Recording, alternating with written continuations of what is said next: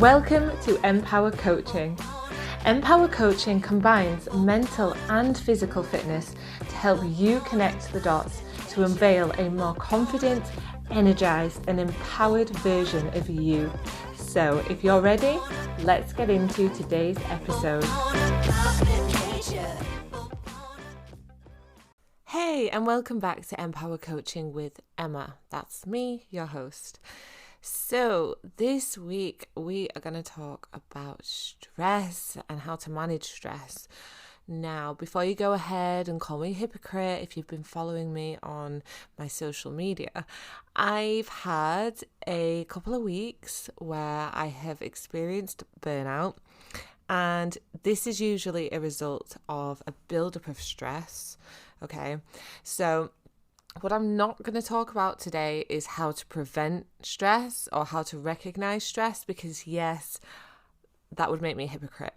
I can tell you what I know about that, but I am not quite the pro at doing that just yet. I struggle to recognize stress in myself, and I'm fully aware of that.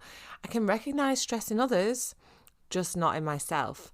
And I don't know why that is. I don't know if it's part denial, if it's part just being on a constant roll or rat race, whatever you want to call it, and not really having any time to just sit with myself and see that and identify that. I don't know what it is. I just really do struggle to recognize when I am beginning to get stressed and when it's building up, until it's too late and we hit burnout, boom. But what I am better at doing, and what I can now do rather well, or I like to think so, is manage stress. So obviously I've never really had a very good relationship with stress. I do believe that this is where my eating disorders came from when I was younger. It was at a time where there was a lot of things going on in my life, a lot of emotions flying around, external demands on my mental and physical health. And, I was at university, I was in my last year, there was deadlines, there was pressure of time restrictions and, getting things done and answering to other people. And that was a very stressful time. There was a lot of things that, were building up that stress for me. And, at the time, I was not good at managing that stress. I didn't really know how to manage that stress. And eventually, my stress management became food, and that was it. Now, I believe that that's because it was an easy way out. And, I would reach for comfort food because it's accessible, isn't it? It's really accessible. It's everywhere. Food is everywhere. So I do believe that that's why I went down that route of managing stress, why I linked it with food, is because it was easy, it was accessible. I didn't really have to put much thought into it. And then, over time, that kind of became the natural connection in my head of how I dealt with stressful situations. And then one thing leads to another, a habit becomes an addiction, whatever. And, that's when the sort of eating disorder kind of evolved. Now, I'm a long way away from those years. Now I am able to manage stress much more positively. That's the way that I would say it. I manage stress in a more positive way now, which is obviously fantastic because it means I am no longer battling, this eating disorder, bulimia. I'm not binge eating all the time. I'm not reaching for tubs of ice cream, bottles of wine, chocolate, crisps, whatever. I've got a much healthier way of being able to manage that emotion and, finding ways to be able to kind of not resolve, but just be able to accept that emotion and deal with it in the way that it needs to be dealt with. So, obviously that's amazing. And so I want to be able to help kind of guide you on what's worked for me, what I know works for managing stress, and maybe, that's going to help you as well. But again, everyone is different, everyone is unique. And just because these strategies work for me doesn't mean it's going to work for you, but it can maybe open your eyes to some different ways of being able to deal with stress. Now, if you're a busy bee like myself, it's very easy to get stressed because you're just constantly on the go. You're constantly rolling. It's this hamster wheel. You're just going round and round and round and round every single day, and you've got external factors that are putting demands on you mentally and physically, and then you've got internal demands that are being put on you that you're putting on yourself, and you tie it all together. And we see it quite often in business people, entrepreneurs, mums. It's very common because these are all kind of roles or titles where you are more likely to be just busy nonstop. You don't get that time to just sit and be in the moment, be present, be with yourself. And when you're not able to have that time to be with yourself, be present in the moment, then it's very hard to identify stress, and over time it's going to build up to become worse and worse. So that's why there's quite a huge link between being very busy and being very stressed. So what I want to talk about today is how to be stress-free busy. Okay? I'm not going to say that this is the answer to cure all and that you are going to be able to continue being very busy and never experience stress again. My God, no, definitely not. I can't, for one, say that, but hopefully we can look at some ways that you can maybe implement some of these activities to help manage that stress a little bit better. So one thing that I like to do is journal. Now, don't roll your eyes just because I've said that word journal. I understand that this is quite a buzzword at the minute. Journaling. And there's a reason for that. It bloody well works, okay? I was quite resistant to journaling, and I don't do it all the time. But I do believe that journaling can really help to, it can help to identify, first of all, your triggers towards stress, even triggers towards your binge eating, It can be really good for that because you're able to see patterns when you journal on a regular basis, that is.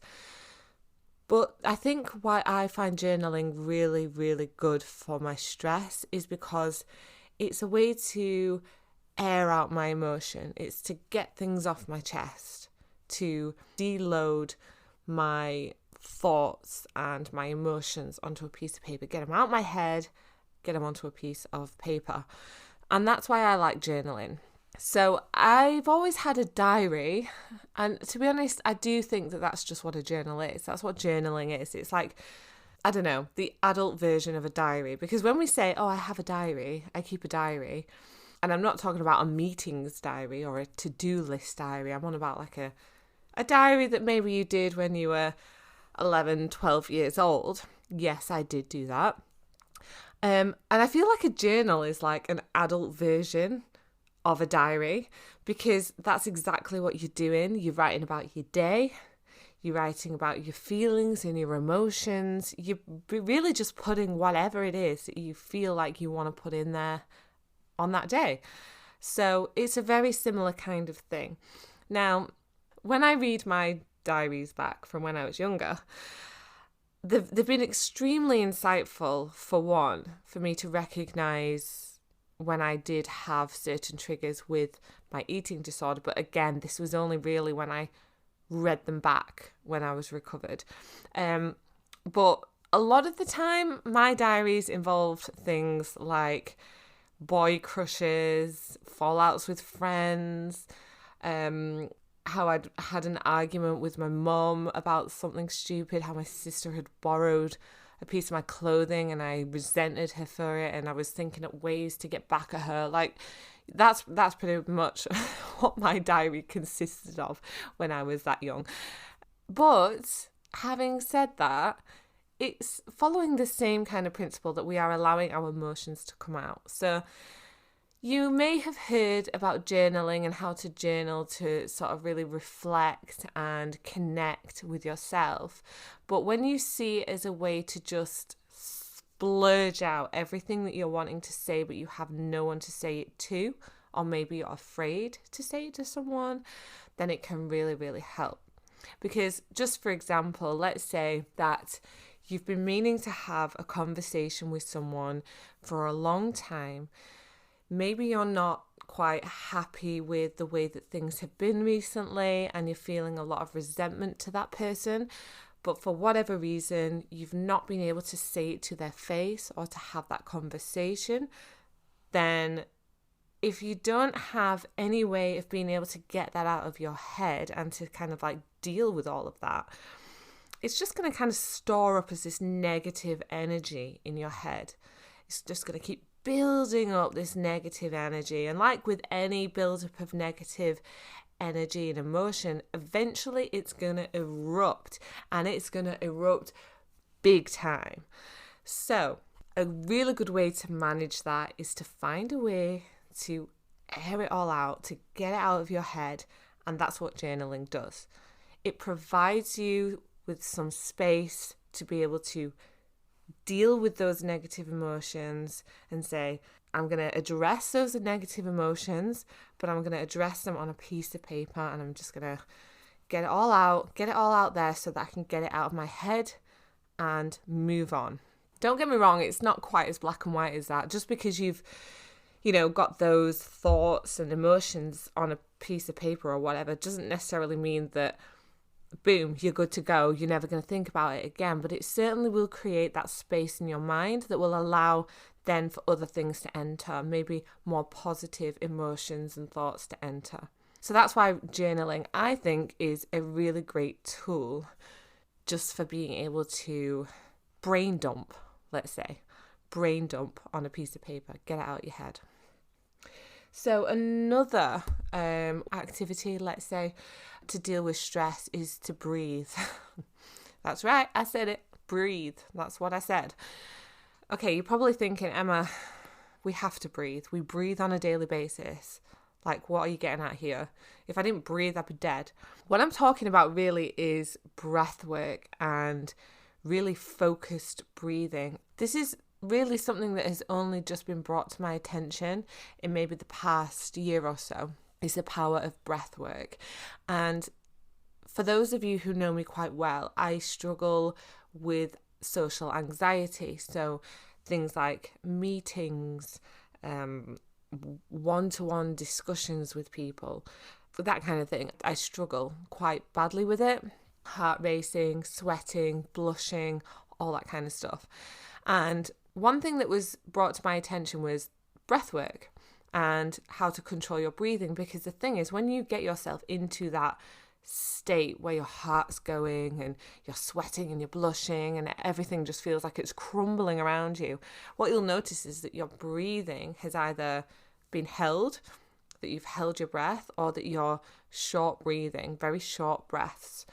And this kind of just adds to the problem. Now, if you were to just sit there right now, listening to this podcast, take a real deep inhale and then exhale.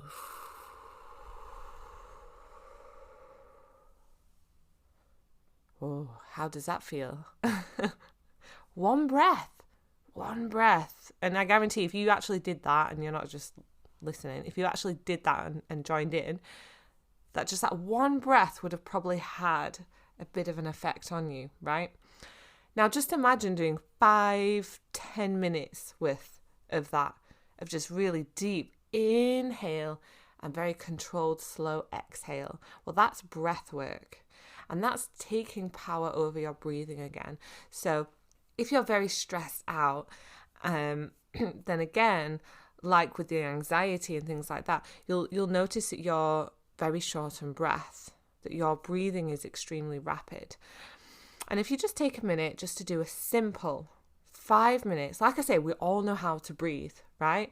But if you just do a simple, let's say 5 minutes or even a couple of minutes, right, of just doing some deep inhales and controlled exhales, that is enough to completely rewire everything that's going on and to bring yourself back to that center, to center yourself again and to bring you back to the moment of just being able to think clearly, focus, and just notice how your heart rate then comes down.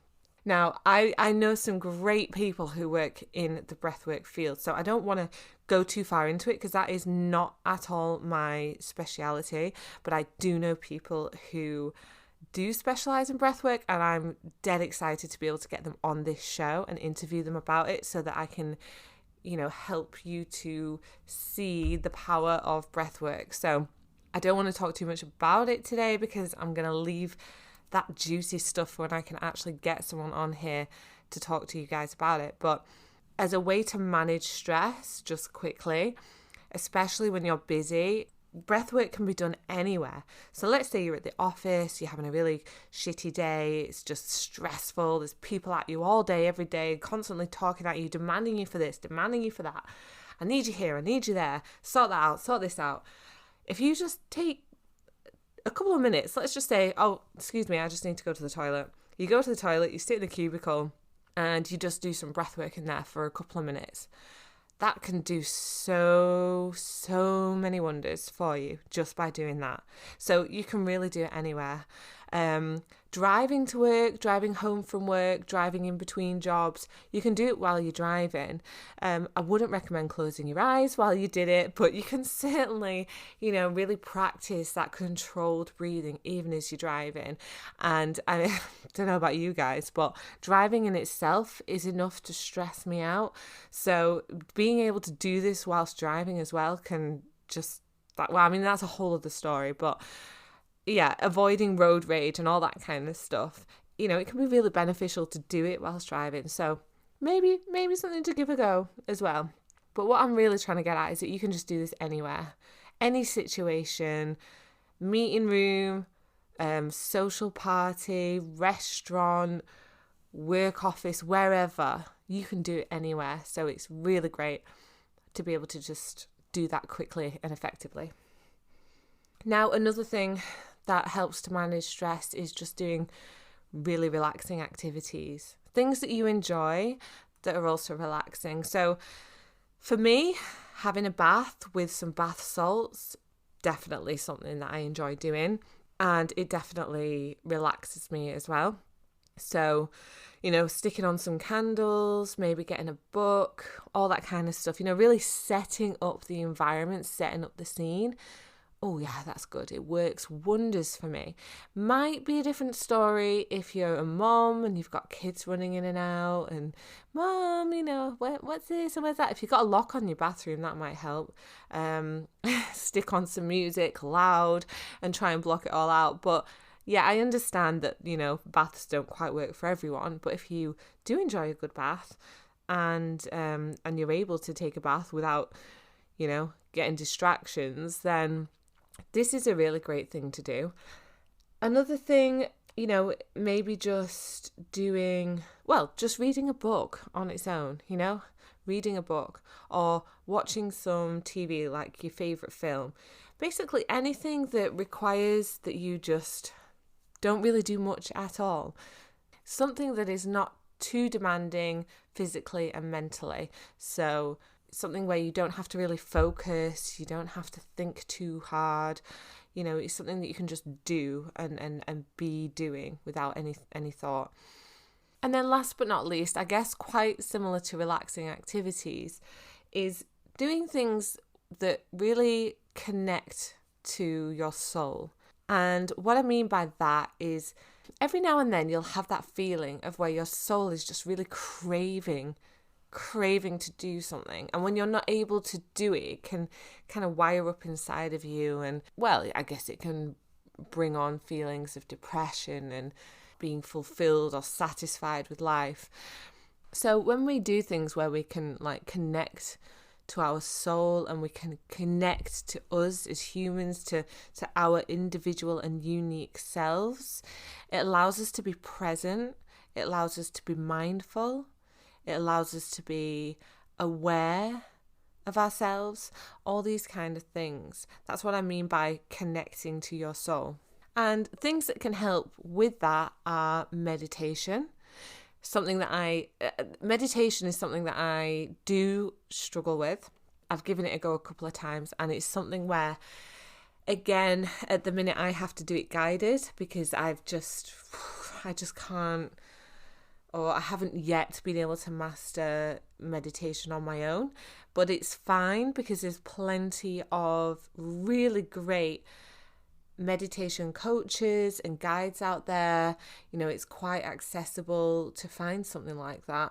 So it's not really a problem. Like, I don't have any problem with being guided through meditation. And again, I have a really great friend who is a meditation coach, and I'm going to be getting her on the show as well very soon to talk us through meditation and how meditation can help with stress, and even do maybe like a cheeky little 10-minute meditation on the show as well. That'll be so exciting, and I can't wait for that. But meditating in itself is just being present in the moment. It's allowing yourself to kind of block out, or best as you can, all of the external things that are going on that are causing you the stress, and to just be present in the moment with you, yourself, and it's me, myself, and I, isn't it? I don't really know what the other alternative is. You know what I mean?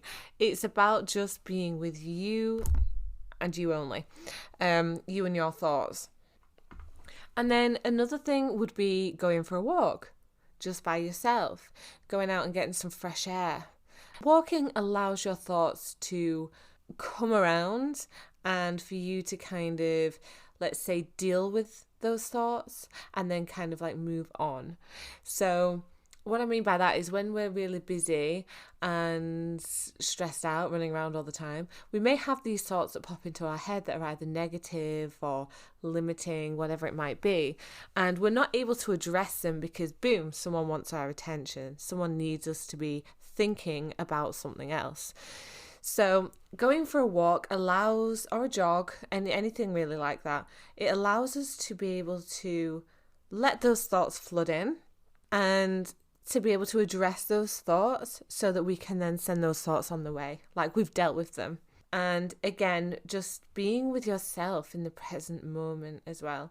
Now, when I used to go for walks or runs or jogs, I always used to have songs playing, or a podcast playing, which is fine if it's going to be this one, definitely continue to do that. I would always have to have something like Audible or something on in the background. I really struggled just to go and walk. I didn't really see the benefit of doing that until I started doing it. And it took some time to get over, because when you're used to walking and creating company through music and podcasts and audiobooks, it is quite difficult to just suddenly transfer over to nothing. And it can be quite scary as well, just allowing yourself to be with your thoughts. That can be quite scary in itself. So it takes some practice, but again, it's so beneficial to be able to deal with the things that have been building up and causing the stress. A lot of the time that comes through thoughts, the way that we're thinking, the way that we're perceiving other things that are going on around us in our lives. And so if we're able to address those thoughts and then send them on the merry way, then, well, it can only be beneficial, can't it? And then the other thing is yoga. Yoga is, again, another buzzword in the well-being industry, but I guess with yoga, it kind of, for me, this is how I see yoga. It combines breath work and connecting to your soul through movement, from being present with your body, with yourself. So that's why I think yoga works really well, because breath work and connecting to your soul, I've discussed those as two separate things in themselves, right? But yoga kind of, it allows you to work on the practical side of stuff. So with the breath work, working on all of that. And then it also allows you to connect with your body. Is there any tightness that we often get when we're stressed, from being tense? We tend to build up a lot of tension in our shoulders, for example. And so yoga allows us to kind of flow through a move and connect with our body and work out where these aches and pains are coming from and address those by sending breath to them and relaxing, stretching it all out. So yeah, yoga is really great for that. There's so many different types of yoga as well. Just bear that in mind. The first time I ever did a yoga class, I thought it was going to be all umming and ahhing, chilling out on a mat. And it just turned out to be one of the most challenging workouts that I have ever done. And, I've done a fair few. I was a circuit queen back then. I loved my high intensity interval training.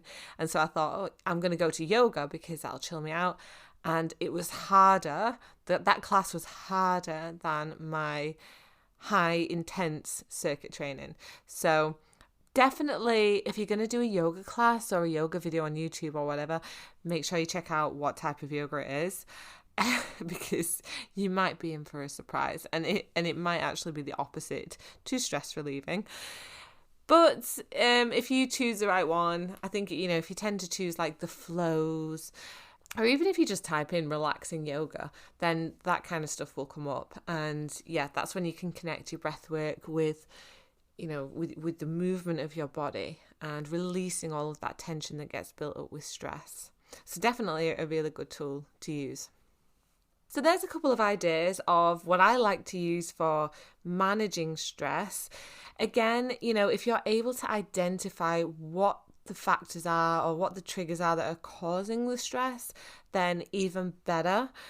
But this is really for those who are just busy, constantly running around, and who struggle to be able to identify stress in themselves and the things that are actually causing the stress until it's too late, until you're stressed and you damn well know about it. These are just ways to be able to manage when you get to that point. So hopefully some really useful tips there. Again, like I always say, if you would like to ask me any questions about today's show and what I've covered, then definitely reach out to me. I'm very active on Instagram, so you can hit me up there. It's Em.Powercoaching UK. Exactly the same on Facebook. I've got a couple of Facebook groups going as well. There's Empowered Together Women's Health Support Group, and I've also just recently started up a positive bulimia and binge eating group. Now, what I mean by that is it's based all around sharing positive moments within your recovery. So whether you're just starting out, whether you've just been diagnosed, for example, or you think that you've, got problems with bulimia and binge eating, or whether you're a little bit further down the line in your recovery, wherever you're at currently now with it, the group is intended to share positive mini wins. Okay, because what I'm finding at the minute, and with a lot of the ladies who I coach through bulimia, is that when they're on the groups that are out there at the minute on Facebook, they can be triggers in themselves, because there is a lot of negative talk in there about people who have, had a really bad day, who have binged, who have purged, who are really struggling, going through a very difficult time in their life, and they're seeking help. They're reaching out and asking for help, which is fantastic. So there's a purpose for those groups being there, because sometimes these groups are like the only place where someone can actually reach out and get that advice. But at the same time, it can be a little bit doom and gloom, especially if you're just constantly seeing this on your newsfeed throughout the day, this very negative talk from others. And, eventually it can just become a little bit overwhelming, or it can be a bit triggering. So the purpose of the positive bulimia group is that we share mini wins. Now, whether that is you've gone one day without a binge, or you've had a binge but you've not purged, or you've been able to manage your emotions a little bit different. It can be anything, but it's really important in your recovery process that you acknowledge your mini wins, because every little mini win is building up to your big win, your recovery. So That's why I've created the group. It's to be able to provide advice, because if someone shares a mini win, then that might provide some advice for someone else to be able to do the same thing, or, try the same strategy to be able to potentially have their own mini win. So it's a positive group for bulimia recovery and binge eating recovery. So I will obviously post the links to that in the show notes. So if you do want to check those groups out, go ahead and have a look in the show notes for that. But I'm going to leave that there for today, and I'm going to continue on my stress relieving journey over this weekend that is very much needed. And yeah, I will check in with you all again next week. So have a wonderful week and speak soon. Bye.